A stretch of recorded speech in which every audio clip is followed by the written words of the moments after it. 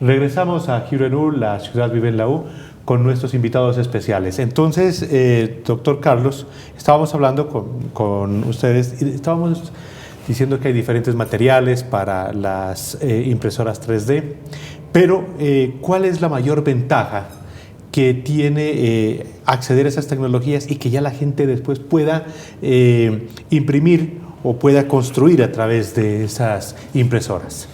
Bueno, como lo había dicho Harold, yo creo que lo más importante es el cambio de paradigma, ¿no? Digámoslo de esta manera. Hay un cambio en el ejercicio de la revolución, una nueva revolución industrial. Habíamos hablado ahora fuera de cámaras que digamos que la revolución industrial que se dio a finales del siglo XVIII, durante el siglo XIX y que ha abarcado todo el siglo XX, está centrada en la masificación de los productos. Es decir, construir en serie construir la cadena productiva y construir en serie abarata los costos para la empresa y obviamente genera un margen de ganancia para la empresa y hace que esos productos sean asequibles a las personas, con un valor asequible, como ocurrió con los vehículos, con Henry Ford, con la línea de ensamblaje continua. Digamos que este nuevo paradigma ya no está centrado en la masificación, sino todo lo contrario, en el ejercicio de la personalización. Entonces, todo lo que tiene que ver con la cultura maker o con la cultura de impresión 3D está relacionada con el hecho de que en el futuro lo que se espera es que todos seamos hacedores de nuestros propios productos y de nuestras propias indumentarias. El avance sobre la impresión 3D es infinita. En este momento, en un principio se estaba trabajando solamente sobre polímeros que eran sensibles al calor, ahora se trabaja sobre resinas que son sensibles a la luz ultravioleta. Existen diferentes tipos de polímeros, ahora se están trabajando una serie de polímeros que son unos composites en los cuales se mezcla PLA, que es un tipo de polímero más amable con el medio ambiente, junto con residuos de madera, y eso, por ejemplo, cuando uno imprime eso sale un producto que tiene la misma textura y la misma apreciación física de la madera. Adicionalmente a eso, existen experimentaciones que están haciendo en todas partes del mundo alrededor del mismo concepto de impresión 3D, es decir, de adición de capas en infinidad de materiales. Están trabajando sobre vidrio, están trabajando sobre aluminio, están trabajando sobre acero. Es decir, que tal vez eso hubiera sido muy útil cuando uno hacía daños en la casa, ¿no? Claro, cuando se le quebraba el jarrón, hubiese sido fantástico poder solucionarlo con una impresora 3D. Doctor Bonilla, se le decía, bueno, que en materiales cada vez se hace innovaciones y cada vez se cuenta con mayor acceso a más diversos materiales. Cuéntanos cómo va esa carrera allí. Sí, lo interesante de este proceso es que la impresión 3D permite, es abierta, ¿no? La filosofía es crear y construir alrededor de esa filosofía y de esa tecnología. Como hablaba Carlos, en el tema de los materiales hay un avance muy impresionante. Hay proyectos en China en donde imprimen ya una casa completa, ¿sí? Entonces se hace netamente investigación. Digamos, de alguna manera se amplía el formato de la impresora a un formato grande para poder trabajar la escala. A nivel de materiales, conozco casos ahora detrás de cámaras comentábamos el caso que casi nadie conoce aquí en la región, un caso de un accidente automovilístico. Un paciente sufrió una fractura de cráneo que fue atendido en el Hospital San Pedro. El Hospital San Pedro tenía un contacto de un instituto en España y se logró que en 48 horas le enviaran la prótesis del cráneo impresa en titanio con las características muy similares a su anatomía. Pero a ver, porque esto sí es algo pues único, pues aquí, sí, ¿no? Realmente fue único y ha sido único aquí en Colombia. Imagínese. Para los televidentes, entonces, digamos lo siguiente, una fractura de cráneo bastante complicada, ¿sí? ¿Y cómo logra entonces una impresora 3D reconstruir o construir la pieza para solucionar un problema de salud pues tan difícil, ¿no? Hay dos tecnologías, ¿no? La tecnología de escaneo 3D, que es un soporte muy importante de la impresión.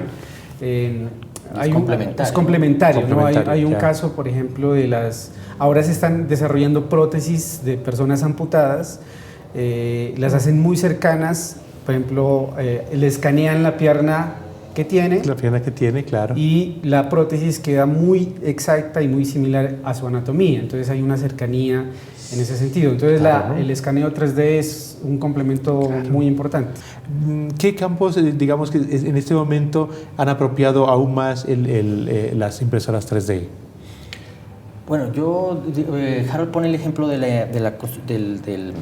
las construcciones que están haciendo en China en impresión 3D, pero yo diría que prácticamente en todos los campos del conocimiento humano están utilizando, del conocimiento aplicado, pues del ser humano están utilizando la impresión 3D.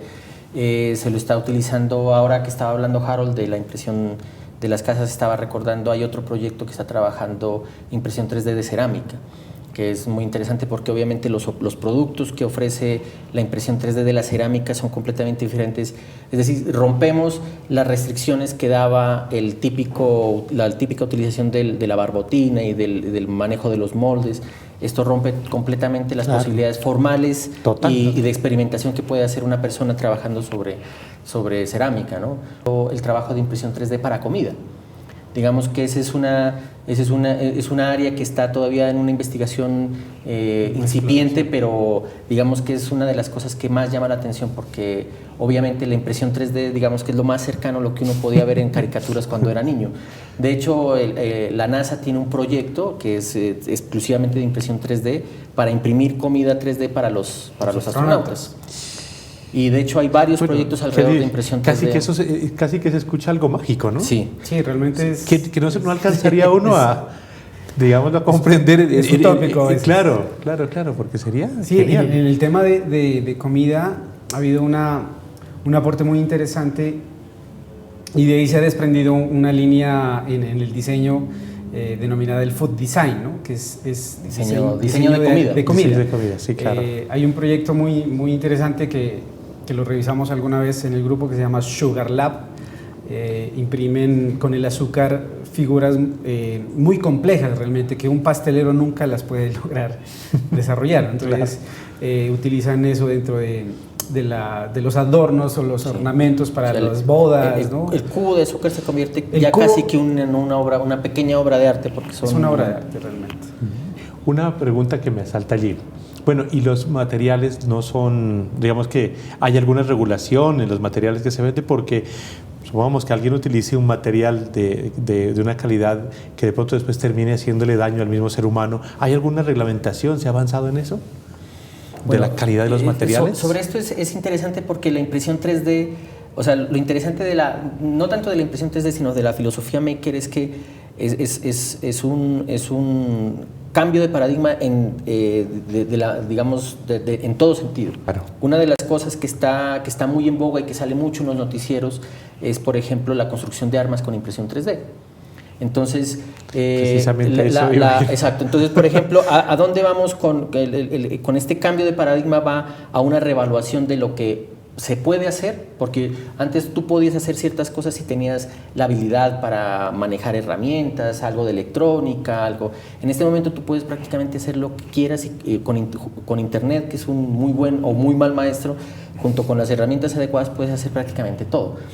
Entonces, esta revolución industrial o esta revolución de pensamiento está centrada no solamente en la personalización, sino en el ejercicio ético.